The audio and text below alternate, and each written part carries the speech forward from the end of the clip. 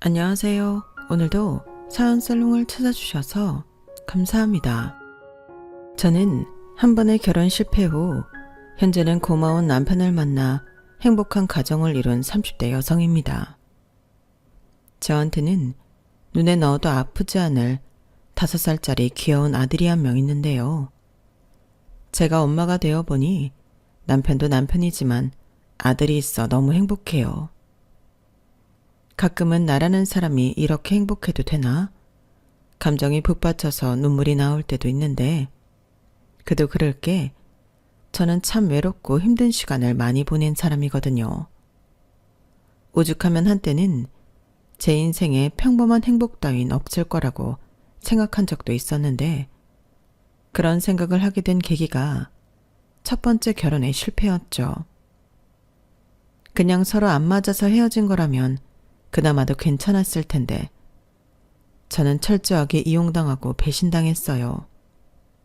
그 후 폭풍이 생각보다 오래 갔는데 앞으로 인생을 어떻게 살아야 하나 막막하더라고요.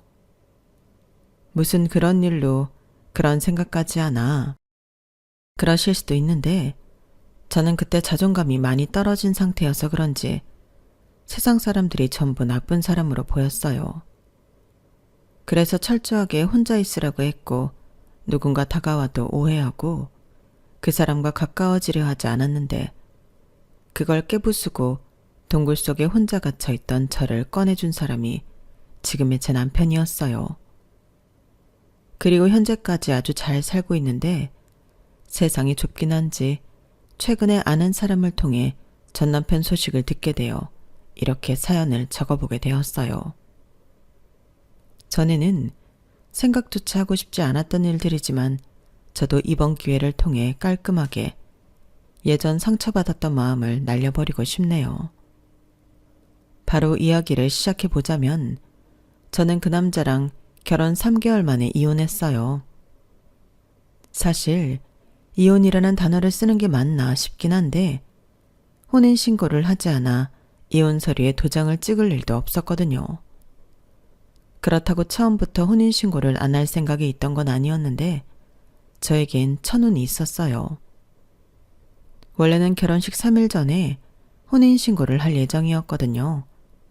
그런데 당시 남편이 결혼식을 한 달여를 앞두고 교통사고가 났고 가슴을 핸들에 심하게 부딪혔는지 갈비뼈에 금이 갔다고 병원에 입원하게 되었는데 한 달을 꼬박 입원하게 되었어요.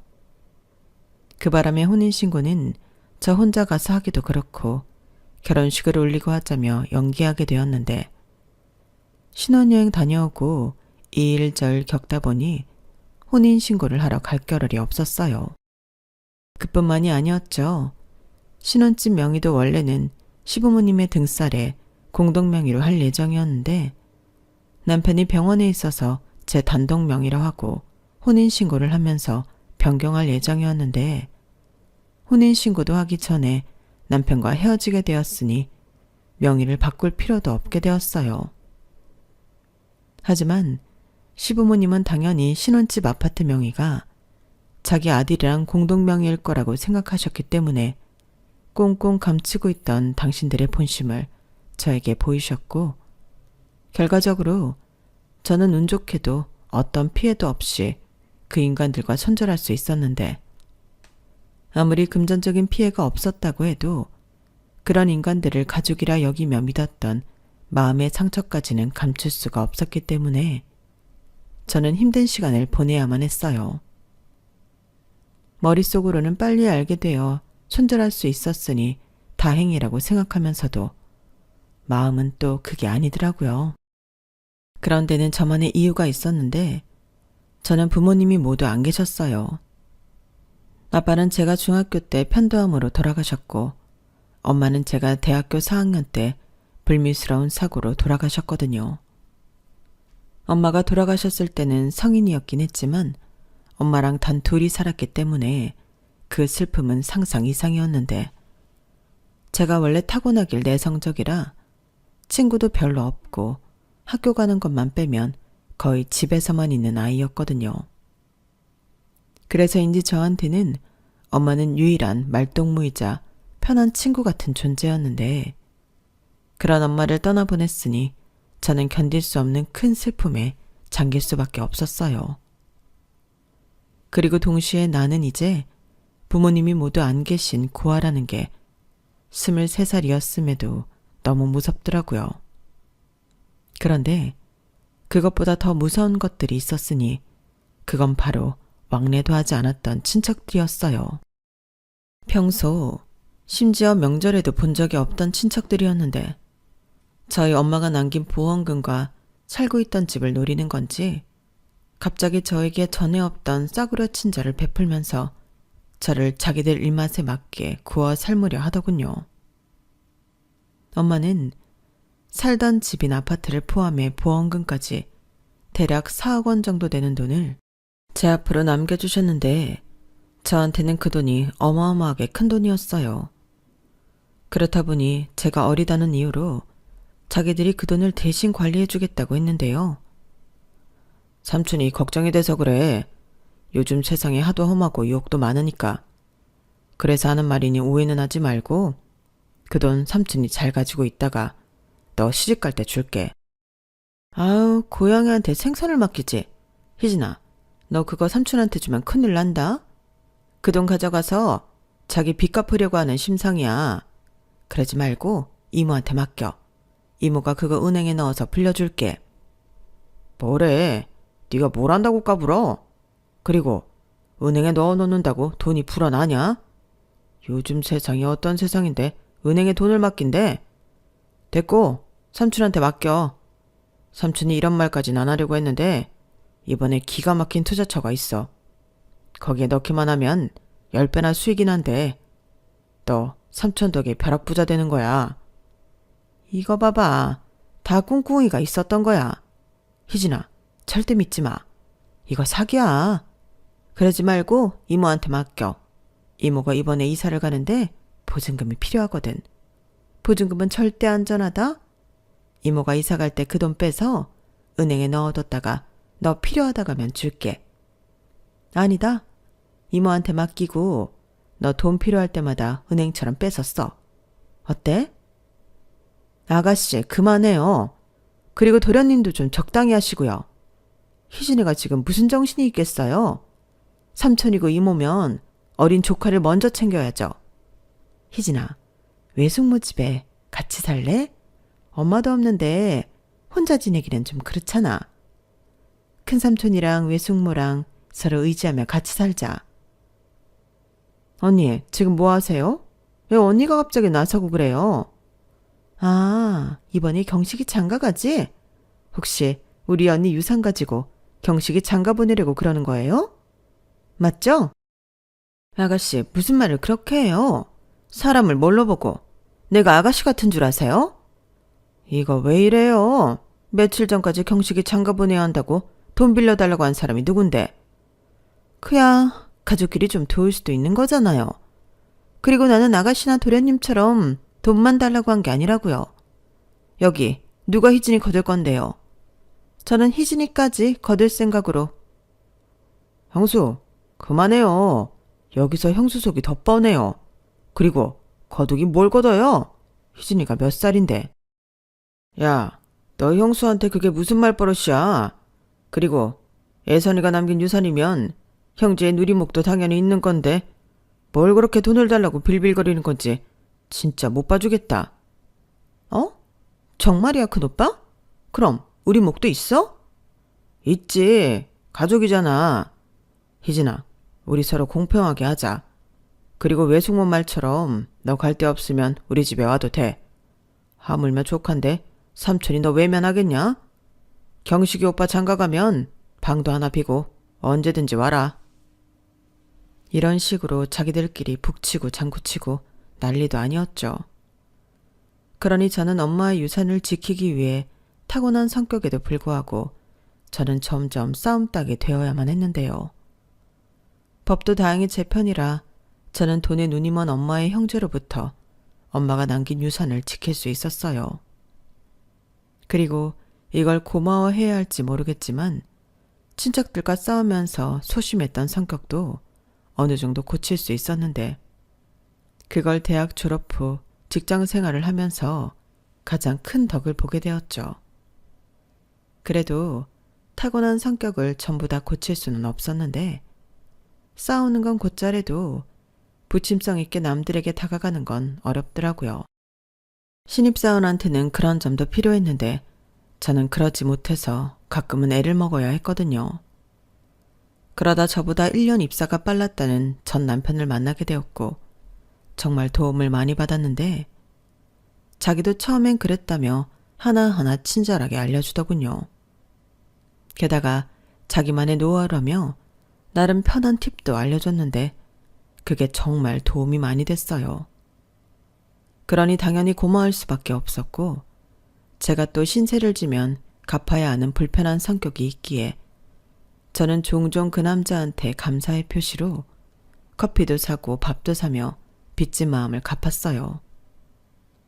그러다 계속 보다 보니 자연스럽게 서로 호감을 갖게 되었고 제가 부모님이 모두 계시지 않고 혼자 지낸다는 걸 알게 된 그 남자는 저한테 무척이나 세심하게 잘해줬는데요. 그게 저희 두 사람의 시작이었어요. 그리고 연인이 된 결정적인 사건이 하나가 있었는데 그때는 제가 심한 독감에 걸려 회사에도 출근을 하지 못했을 때였죠.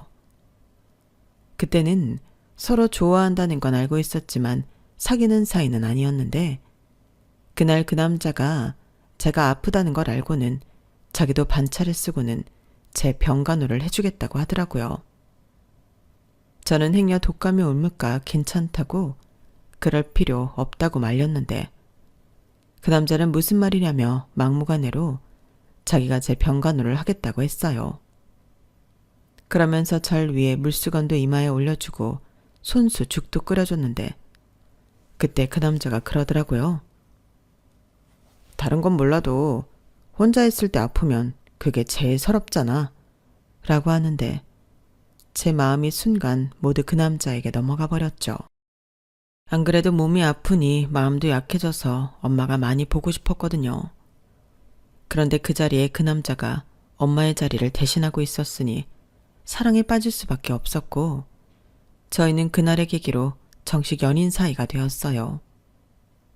저는 그게 제 발등을 찍는 일인 줄도 모르고 이 남자라면 앞으로는 외롭지 않고 행복할 수 있을 거라고 착각을 했는데 그도 그럴 게 이 남자가 저한테 굉장히 잘해줬거든요.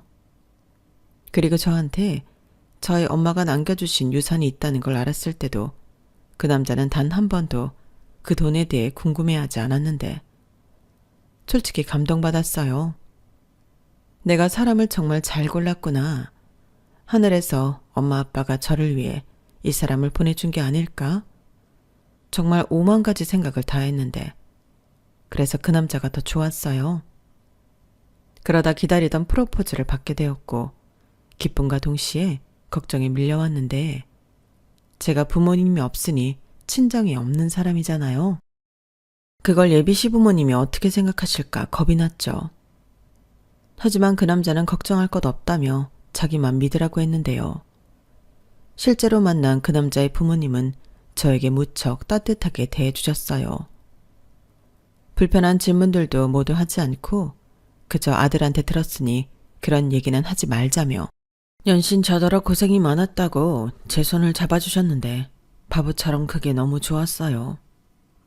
그리고 좁은 평수지만 따뜻한 온기가 가득한 그 집이 좋았고 맛있는 집밥까지 제가 그리워하던 것이 전부 다 거기에 있었는데 하루라도 빨리 결혼해서 이 사람들과 가족이 되고 싶은 마음이 들더군요.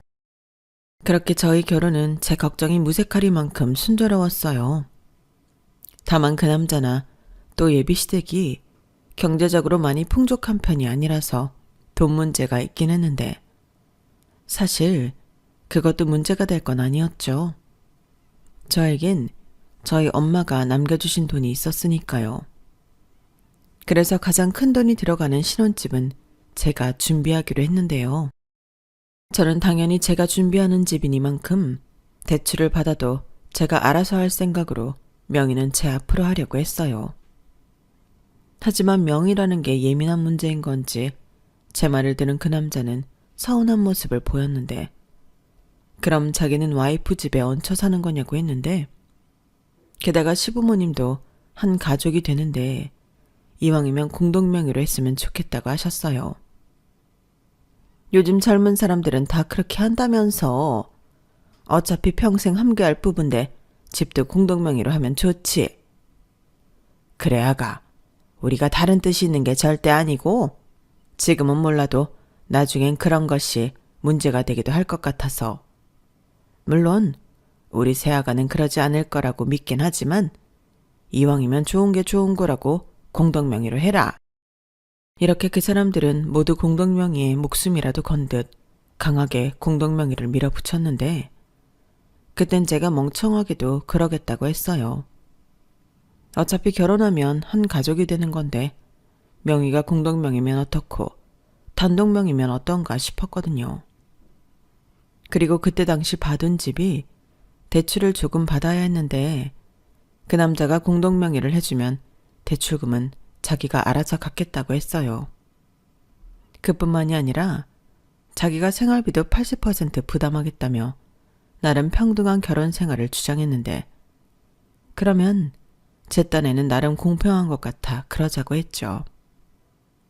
그렇게 저희 두 사람은 서울 변두리 쪽이긴 했지만 인프라 좋고 역세권인 30평대 9억 아파트를 4억에 8,900에 매매하기로 했어요.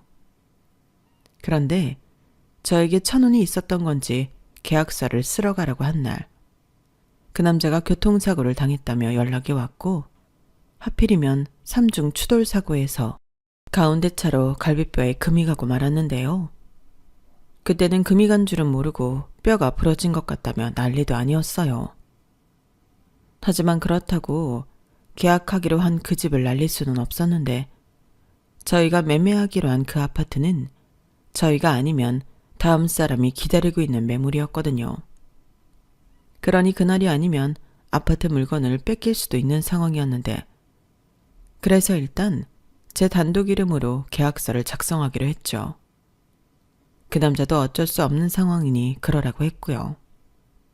하지만 갈비뼈라는 게 아무리 금이 간 거라고 해도 시간이 제법 걸리는 일이었는데 그래서 한원 수 없이 대출도 제 이름으로 받게 되면서 명의는 제 단독 명의로 진행하게 되었죠. 나중에 신혼여행 다녀와서 공동명의로 바꾸자고 그때는 잘 알지도 못해서 쉽게 생각했는데 그 때문에 혼인신고도 미루게 되었어요. 그때는 그게 참 마냥 아쉽고 서운하기만 했는데 신랑이 다쳐서 병원에 있으니 어쩔 수 없다고 생각했죠. 그러다 겨우 결혼식 날짜에 맞춰 그 남자는 퇴원을 했고 하객은 단촐했지만 나름 행복한 결혼식을 올렸는데요. 그때까진 저를 기다리고 있을 지옥을 예상조차 하지 못했죠. 남편이 된 그 남자도 그렇고 시부모님도 너무 좋으신 분들이니까 더 상상도 하지 못했어요. 그냥 이제부터는 나도 가족이 생겨 그저 행복하게 오래오래 잘만 살면 된다고 생각했는데요. 그런 저의 꿈은 길게 가지도 못하고 산산조각이 나고 말았어요. 그리고 그 시작은 신혼여행을 다녀온 직후였는데 시부모님이 아무런 연락도 없이 양손 가득 짐가방을 한가득 들고 저희 집에 오셨어요. 저는 그때 회사에서 근무 중이라 경황이 없었는데 일부러 그 점을 노리신 것 같더라고요. 그래도 어쩔 수 없는 건 시부모님이 올라오셨다는 거였고 남편은 올라오신 시부모님을 다른 곳에 가 계시라고 할 수 없으니 집 비밀번호를 알려주겠다고 하더군요. 솔직히 그때는 저도 살짝 기분이 언짢았어요. 아무리 제가 좋아하는 시부모님이라고 해도 주인도 없는 신혼집에 불쑥 찾아오시는 건 상식 밖의 행동이라고 생각했는데 남편은 그렇게 생각할 필요가 없다고 저를 설득했죠. 엄마가 밥도 해주고 청소도 해주려고 왔대. 우리 바쁘니까. 아무리 그래도 이건 좀 그렇지. 나 아침에 늦잠 자서 집도 엉망인 채로 그냥 나왔는데. 괜찮대도 우리 엄마 그런 걸로 며느리 흉보고 그럴 사람 아니야. 몰라. 아무튼 나는 이렇게 불쑥 오시는 건 아니라고 생각해. 나는 이왕이면 좋은 모습만 보여드리고 싶단 말이야.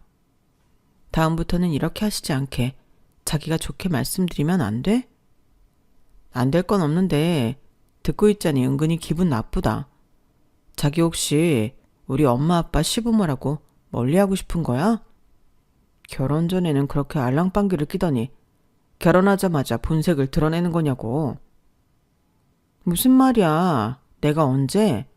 나도 아버님 어머님 좋아해. 다만 연락하고 약속을 하고 오셨으면 좋겠다는 것뿐이야. 거꾸로 우리가 시부모님이랑 약속도 하지 않고 불쑥 시댁에 가면 시부모님은 좋아하실까? 당연하지. 한 가족인데. 그게 뭐가 기분이 나쁘다는 거야? 야, 진짜 그렇게 안 봤는데 자기도 별 수 없구나. 왜? 정식 며느리 되니까 시부모님 꼴도 보기 싫어? 왜 점점 말을 그렇게 해? 입장 바꿔서 만약에 우리 부모님이 살아계셔서 똑같이 했다고 생각해봐. 자기는 그럼 좋아?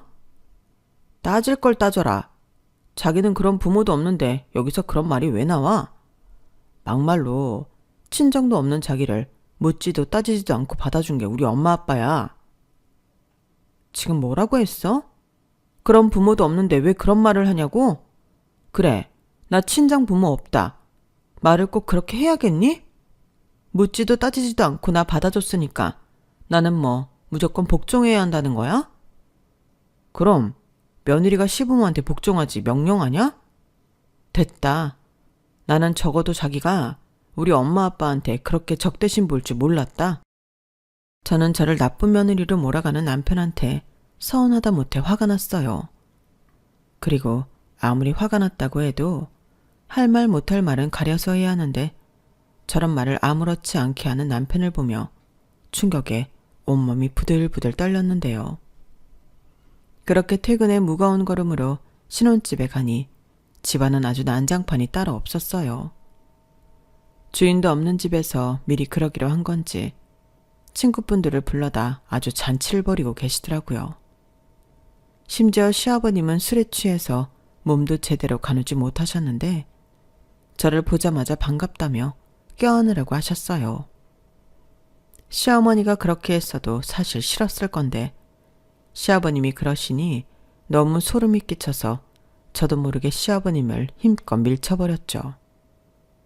그 때문에 제대로 몸도 가누지 못했던 시아버님은 바닥에 나뒹구셨는데 그걸 보고 남편이 제 손을 거칠게 잡고 안방으로 갔어요.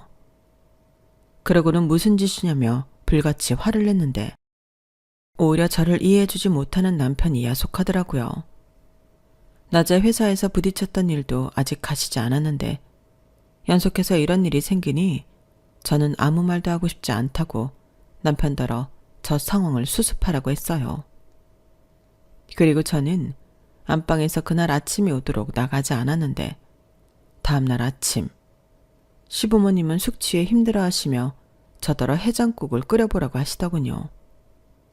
며느리도 봤으니 이제 당신들도 대접받고 살겠다고 하셨는데 그게 농담인지 진담인지 저는 상관없이 기분이 나빴어요. 해장국이요? 저 그런 거 못 끓이는데요. 그리고 어머님 아버님 아무리 기분이 좋으시다고 해도 어제 같은 일은 안 만들어 주셨으면 좋겠어요.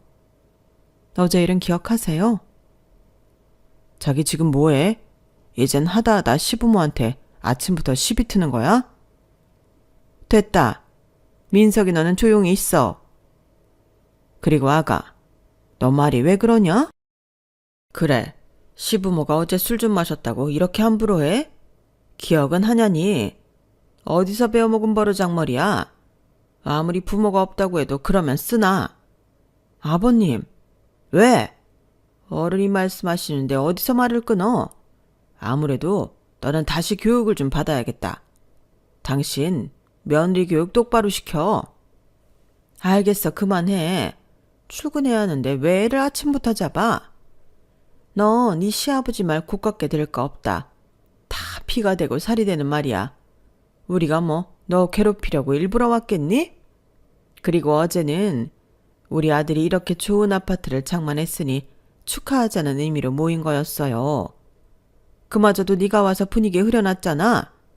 그럼 죄송합니다 할 것이지. 해장국도 못 끓인다고 하고 어디서 그런 싸가지 없는 말을 써? 내가 처음이니까 봐주는 거야.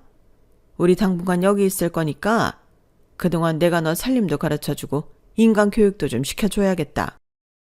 저는 시부모님의 달라진 태도와 어이없는 말에 입이 떡하고 벌어졌어요. 그럼 남편이라도 똥인지 된장인지 구별하고 왜 그러시냐고 이렇게 막무가내로 나오시면 안 된다고 말을 할 법도 한데 그 인간은 자기 부모 뒤에 숨어 낄낄거리고 있었어요. 그 모습에 저도 약이 바짝 오르고 감정이 좋지 않았는데 그날 하루 종일 남편을 없는 사람으로 여겼어요. 남편과 제가 사내 커플이자 부부인 만큼 그게 장점이라고 생각했다면 그게 단점이기도 했거든요. 그날 하루 종일 꼴도 보기 싫은 얼굴을 봐야 하니 정말 짜증이 났는데 그래서 일부러 더 외면하고 싶었네요. 당연히 주변에서는 저의 그런 태도를 보고 자기들 싸웠니? 딱 봐도 부부싸움 했네. 라며 대수롭지 않다는 듯 말했는데요. 남편은 주변 시선을 의식하는 것 같았지만 저는 아니었어요. 아무리 생각해도 속았다는 생각을 지울 수가 없었는데 당연히 혼인신고도 하지 않았기에 저는 아니다 싶으면 결단을 내릴 각오가 되어 있었어요. 그렇기 때문에 신혼집 아파트도 공동명의로 할 생각이 전혀 없었는데 그래서 대출금도 혹시 몰라 제가 그냥 제 월급에서 갚아나갔어요. 그런데 웬걸요. 대출금은 자기가 갚겠다던 남편은 첫 달부터 모르쇠를 하기 시작했는데 그러면서 공동명의로 언제 바꿀 거냐며 저를 채근하더군요. 남편 말로는 시부모님은 저희 아파트가 공동명의인 줄 알고 있다며 만약 아파트가 제 명의라는 걸 알면 시끄러워질 거라고 했는데 저는 그러라고 했어요. 뭐야? 자기 진짜 이럴 거야? 왜? 갑자기 공동명의로 하려니까 아까워서 그래? 아깝다기보다 내가 좀 속은 것 같아서 그래. 어머님 아버님 태도 변한 것도 그렇고 자기도 그렇고. 아니야. 결혼이 무슨 장난이야? 괜히 엄한 사람 잡지 말고 명의 바꾸자. 명의는 바꾸고 싶으면서 왜 대출금 얘기는 안 물어봐? 자기가 낸다며. 생활비도 80% 내겠다고 하지 않았어? 아, 그거 내가 이번 달에 여유자금이 없어서 그래. 우리 결혼하면서 돈 많이 썼잖아. 에이, 부부끼리 네 돈 내 돈이 어딨냐? 웃겨. 그렇게 네 돈 내 돈이 어딨냐고 하면서 왜 내 명의로 된 건 싫은 거야? 내 명이든 네 명이든 부부인데 상관없잖아. 그 인간은 제가 이렇게 말하자 당황한 듯 아무 말도 하지 못했어요. 그리고 이렇게 하다가는 제가 공동명의를 해줄 것 같지 않으니 결혼 전처럼 저에게 잘해주려고 노력했는데 이젠 그것도 다 꿍꿍이가 있어 그러는 것 같아 싫어지더군요. 게다가 시부모님은 당신 집은 춥고 따뜻한 물도 잘 나오지 않는다며 댁으로 돌아갈 생각이 없으셨는데 그 와중에도 계속 친구, 지인, 친척들을 불러 놀기 바쁘셨어요. 그럴 때면 자기 아들이 장만한 아파트라며 자랑을 빼놓지 않고 하셨는데 그러다 제가 우연히 듣게 된 말이 하나 있었죠. 자기들이 얼마나 시끄럽게 놀았는지 제가 들어왔음에도 그 소리를 못 듣고 계속 떠들고 있었는데 인간이 그렇게 경멸스러울 수가 없었어요. 우리 아들이 착해서 아무것도 없는 고아를 자기 색시로 삼았잖아. 쥐뿔 아무것도 안 해왔는데 어쩌겠어. 우리 아들이 좋다고 하는데 그래서 우리도 그냥저냥 품기로 했지. 그래도 애는 착해. 부모 없는 게 걔 잘못은 아니잖아. 아우 형님도 참 어쩜 그렇게 마음이 넓으셔? 우리 민석이가 형님을 닮았네. 나는 또 고아랑 결혼을 시킨다길래 며느리가 돈이 많은가 했지. 어머, 동서도 참 못 말려. 그러게 돈이라도 많았으면 그것도 나름대로 좋았겠지. 그래도 어째? 없는 돈을 어디서 만들어 오라고 할 수도 없잖아. 그래도 우리 아들이 잘 버니까 괜찮아. 지가 서방복이 있는 거지. 그러니까 어디 가서 이런 서방이랑 시부모를 만나? 형님, 진짜 존경합니다. 저 말을 듣는데 저는 피가 차갑게 식는 것 같았어요. 그리고 보란 듯이 요란한 소리를 내며 저는 집 안으로 들어갔는데 그러자 시어머님 얼굴이 하얗게 질리더라고요. 아무래도 자기가 한 말을 제가 전부 들었을까봐 겁이 났던 모양이었죠. 하지만 다른 사람들 앞에서 센 척은 하고 싶었는지 어울리지도 않는 고상을 떨며 저에게 와서 친척들한테 인사를 하라고 했는데요. 일단 인사는 깍듯이 드렸어요. 나중에 책 잡히고 싶지 않았기 때문에 어떤 빌미도 만들어주고 싶지 않았거든요. 그리고 저는 일부러 시어머니를 향해 웃으며 오늘도 댁에 안 가셨네요. 경비 아저씨가 조용히 좀 해달라고 연락이 왔어요, 어머니. 계속 이렇게 다른 집에 민폐 끼치면 저희 얼굴 들고 여기 못 살아요. 라고 말했는데 그 소리를 듣자 시어머니 얼굴이 울그락불그락 장난이 아니더군요. 아무래도 제가 자기를 다른 사람들 앞에서 개망신시켰다고 생각하는 데 보였어요. 그래서인지 그 자리를 서둘러 파했고 마치 저를 잡기로 마음먹었다는 듯 저더러 나와보라고 호통을 치셨는데 저는 올 것이 왔다고 생각했어요. 저 역시 이렇게 된 거 다 끝장내기로 마음먹었거든요. 그렇게 결혼하고 2달이 안 됐을 때였는데 제가 생각해도 너무 짧은 기간이라 어이가 없었어요. 하지만 그들은 초장에 저를 잡아 자기들 구미에 맞게 구워 삶으려고 했는데 제가 너무 좋은 모습만 보여드렸나 싶었어요. 제가 아무리 겉모습이 순해 보이고 성격도 소심한 편이라고 하나 저희 엄마 돌아가시고 싸움은 곧잘하게 되었는데 그것까지는 그 사람들도 차마 몰랐을 거예요. 그래서 이참에 저도 저들이 모르는 모습을 보여줄 심성이었는데 전에 외갓집 친척들과 싸울 때는 그렇게 떨리더니 희한하게 시부모니가 싸울 때는 하나도 떨리지 않더라고요. 그리고 저부터 선빵을 날렸는데요. 그냥 대놓고 불편하니 제 집에서 이만 나가달라고 돌직구를 날렸어요. 그러자 어이없다는 듯 뭐? 네 집? 얘 말하는 것 좀 봐? 라고 말했고 시아버님도 너 전에도 내가 경고했는데 말 그따구로밖에 못하냐? 어디 시무무한테 나가라 말아야. 네가 뭔데? 라며 소리를 지르시더군요. 저는 그 목소리들도 전부 녹음하기 시작했어요.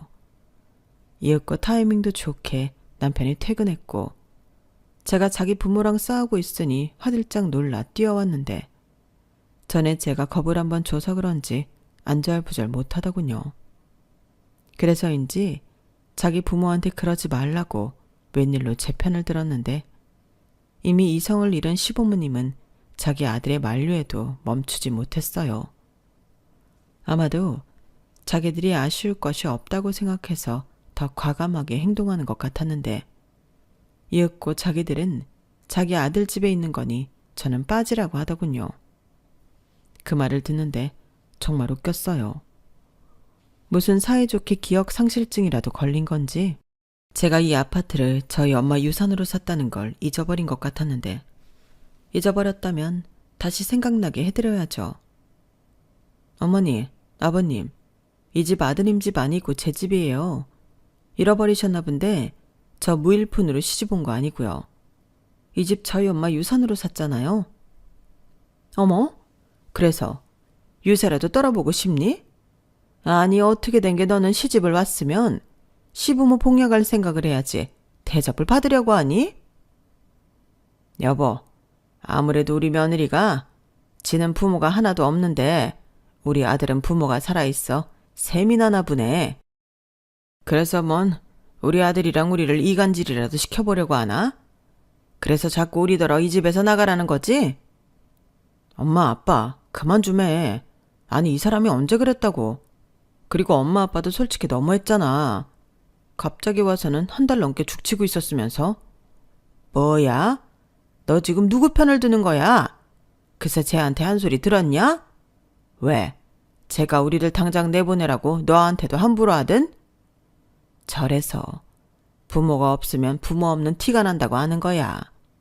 내가 이제 와서 하는 말인데 나는 너 처음 볼 때부터 마음에 안 들었다. 듣기는 했지만 실제로 보니 그늘이 가득한 게 재수가 없었어. 그나마 네가 네 엄마한테 받은 유산이 있다고 해서 꾹 참고 받아줬더니 이게 어디서 겁도 없이 덤벼? 그러게 말이야. 비빌 언덕이 없어서 찍소리 하지 않고 구분구분 할 줄 알았더니 지 주제도 모르고 할 말 다 하고 있네.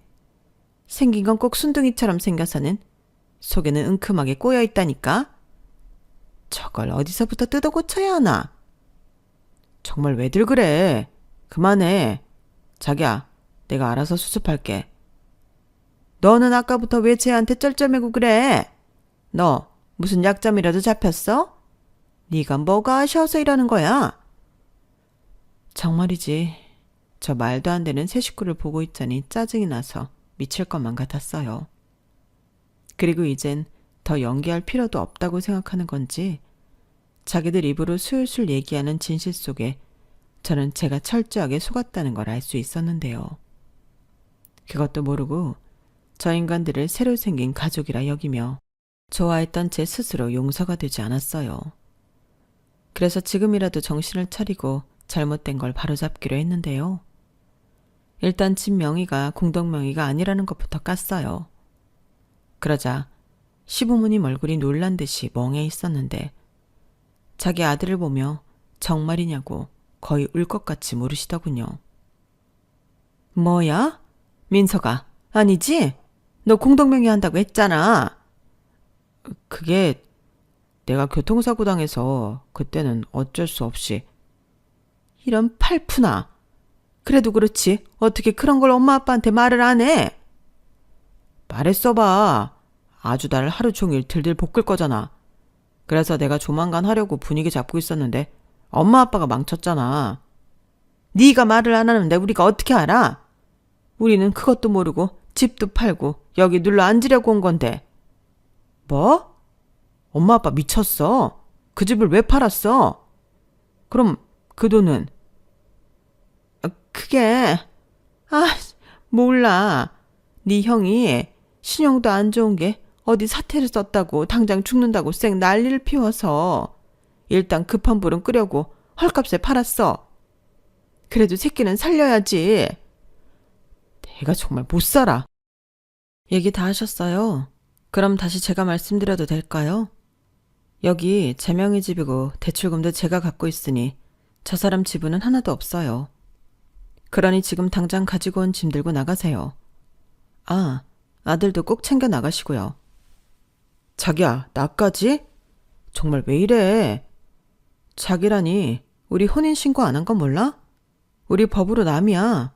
이혼하고 자식 할 것도 없다고. 이건 또 무슨 소리야? 니들 결혼식 전에 혼인신고 한다고 하지 않았어?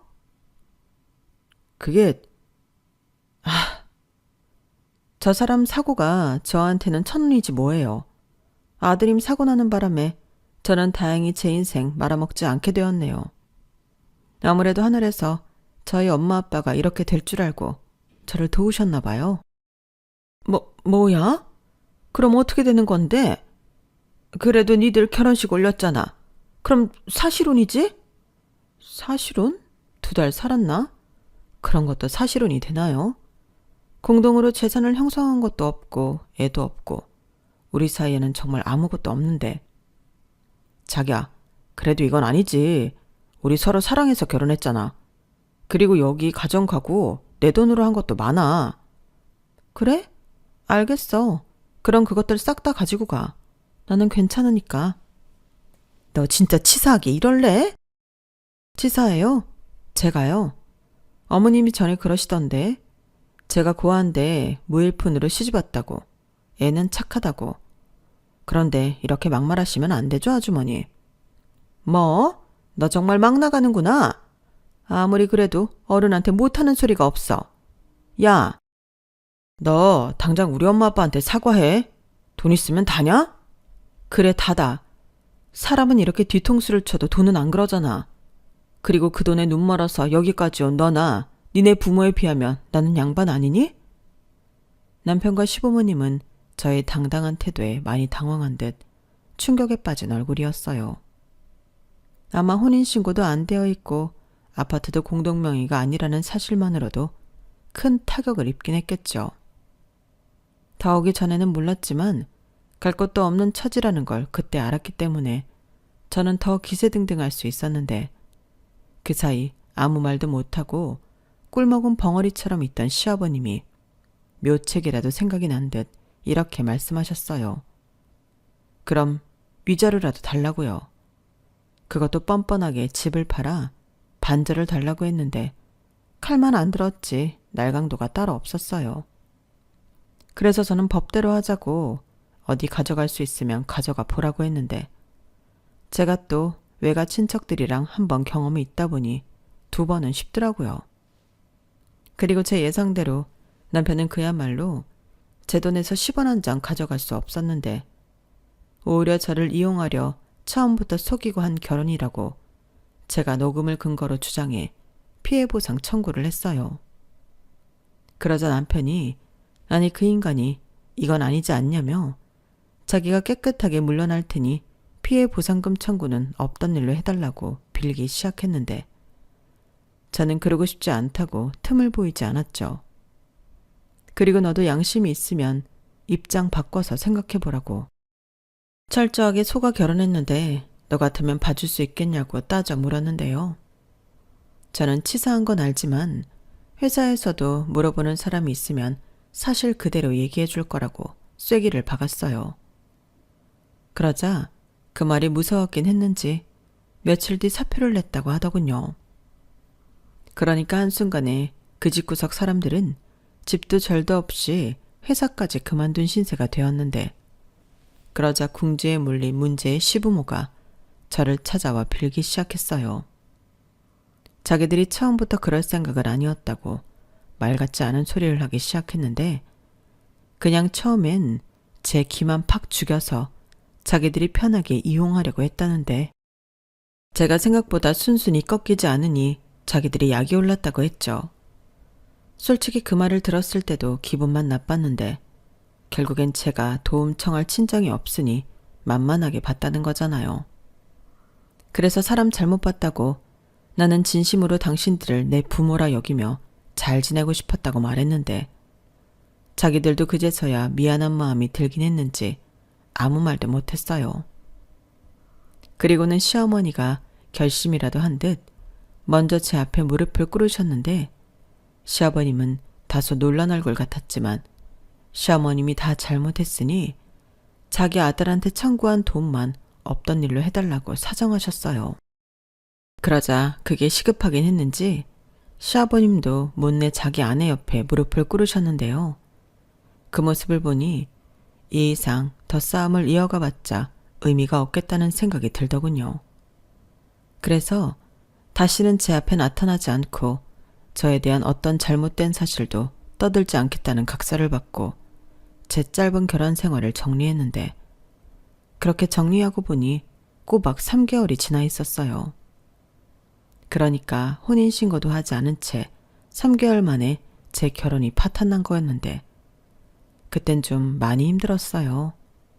소위 말해 현타가 왔는데요. 그 사람들이랑 신나게 싸울 때는 몰랐는데 그 후폭풍이 나중에 크게 오더군요. 결국 저도 회사를 그만두고 반년 정도는 정신치료를 받으며 쉬어야 했어요. 아니면 정말 우울증에 제대로 살 수 없을 것만 같았는데 불행 중 다행이라고 해야 할까요? 집값이 많이 올랐다고 하더라고요.